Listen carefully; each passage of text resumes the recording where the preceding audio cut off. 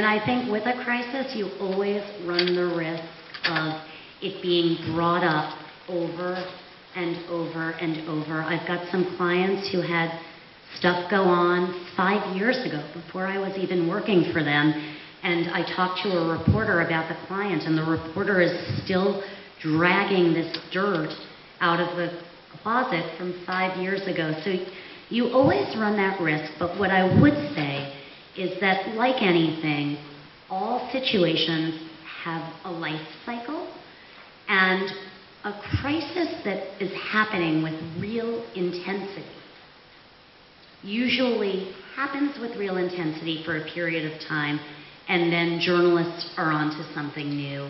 It's not to say that it won't be remembered and dragged out in the future, but every situation has its life cycle.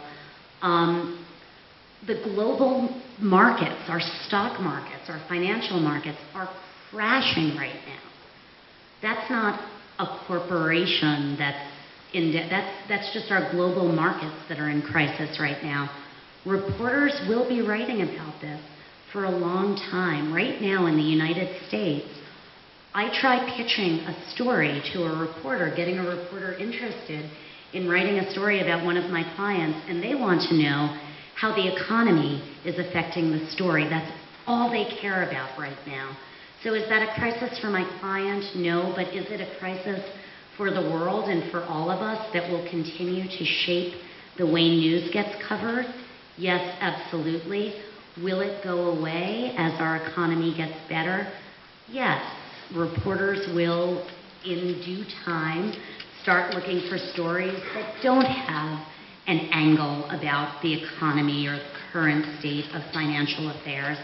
But I am sure that a year down the line, 2 years down the line, 3 years down the line, if a reporter is writing a story about finance or about the global markets, they will say, back in September of 2008, when the markets crashed and saw the worst dive since the Great Depression in 1929, they'll keep bringing it up, and that it just, unfortunately, crisis becomes a point of reference for a lot of journalists, and that just is how it is.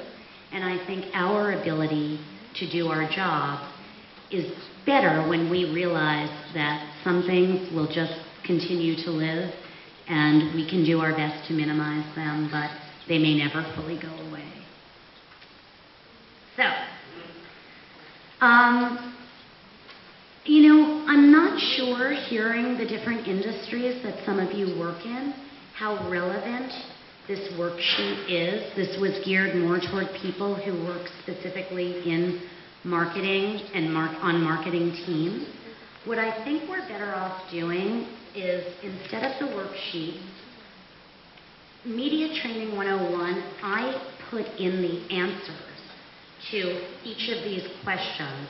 What I think, what I feel constitutes news, what I feel the difference is between making news and promoting news, etc.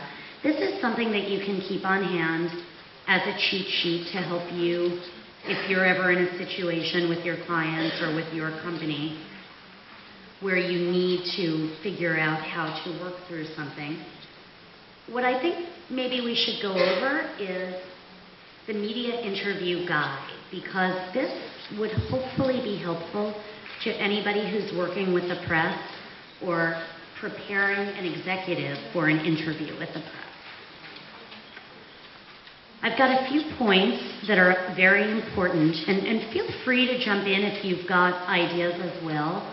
But before back to the German retail company and how do you prepare your executive and what happens when they get asked a question that isn't what you are expecting.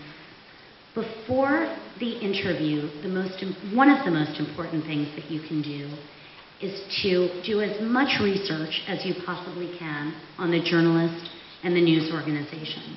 Is this a news organization that's conservative or that's liberal in its coverage? Is this reporter one who seems to write a lot of negative stories, who seems to write neutral and balanced stories, or who write like fun, happy, positive stories? Get a sense, do a search online of the reporter's name, get a sense of who they are, and prepare your executive. If you know it's a tough journalist, make sure the executive realizes that. The second point, know your goal for the interview. What do you want to get out of this interview?